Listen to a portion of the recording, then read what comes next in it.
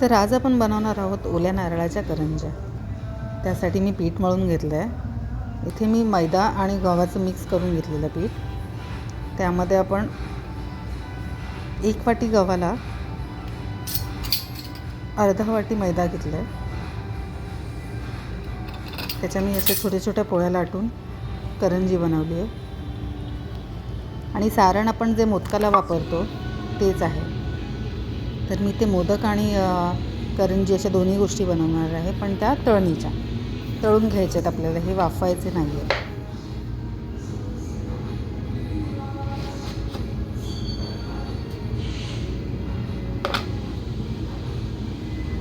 हे आता आपल्याला मोदक बनवून घ्यायचे.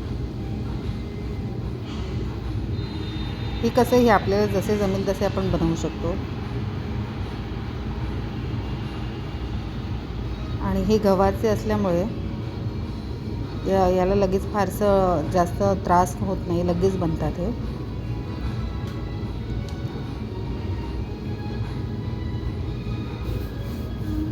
त्याच्या कळ्याही लगेच पडतात.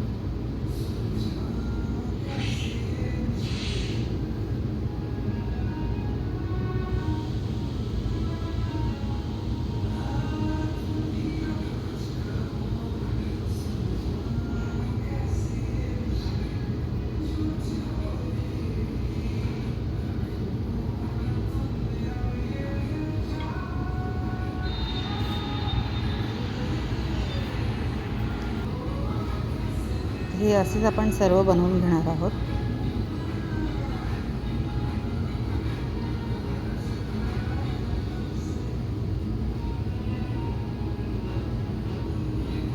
उकडीच्या मोदकांची आणि करंज्यांची एक वेगळी टेस्ट आहे आणि याची वेगळी, म्हणजे हेही सुंदरच लागते. कारण सारण तर सेमच आहे, फक्त पीठ बदललं आहे इकडे. त्याची वेगळी चव आहे आणि याची एक वेगळी चव आहे, पण दोन्हीही छान लागतात. आणि हे करायला सोपे आहेत ॲक्च्युली.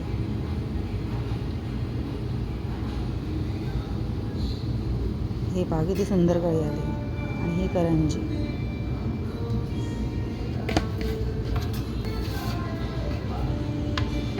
पोळ्या पण छोट्या छोट्या लाटून घ्यायच्या आहेत. आपण सर्व एकत्रच बनवून घेणार आहोत, म्हणजे तळायला लगेच आणि तळून पण लगेच होतात, याला वेळ लागत नाही.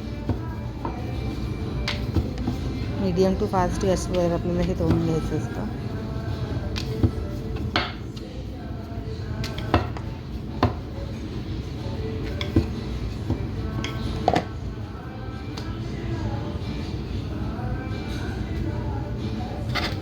जास्त जाड पोळी लाटायची नाही आहे, मीडियम थिक हवी आहे.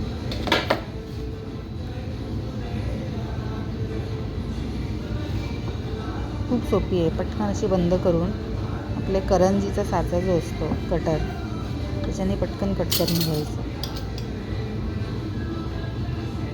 हवं तर आपण याला डिझाईनही बनवू शकतो, जसं आपण उकडीच्या शेंगांची बनवली होती, उकडीच्या करंज्या.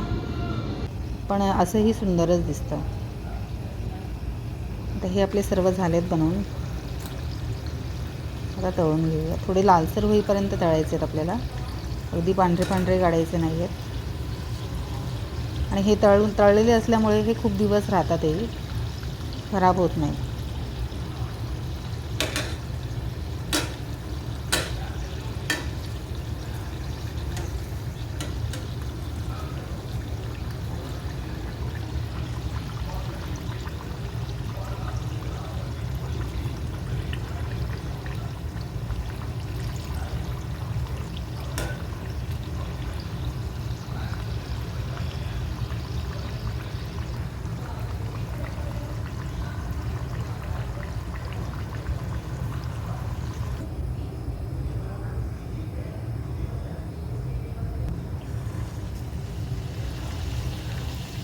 गरम गरम चहासोबतही छानच लागतात या.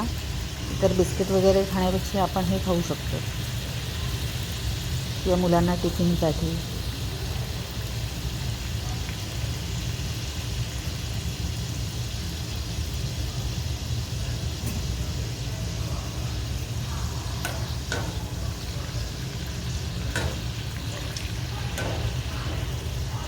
माझी आजची ही करंजीची आणि मोदकांची रेसिपी आवडली असेल तर नक्की लाईक, शेअर आणि सबस्क्राईब करा आणि कमेंट बॉक्समध्ये कमेंटही करा आणि बनवून नक्कीच बघा.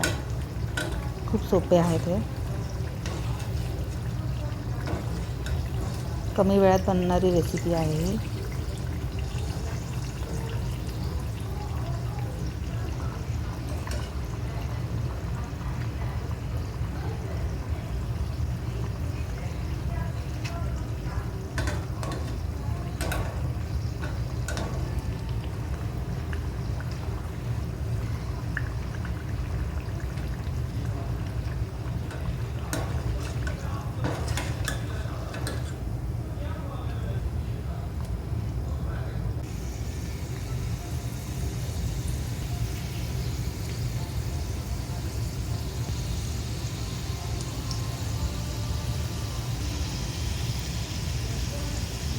हा शेवटचा स्लॉट तळून घेतला आपण.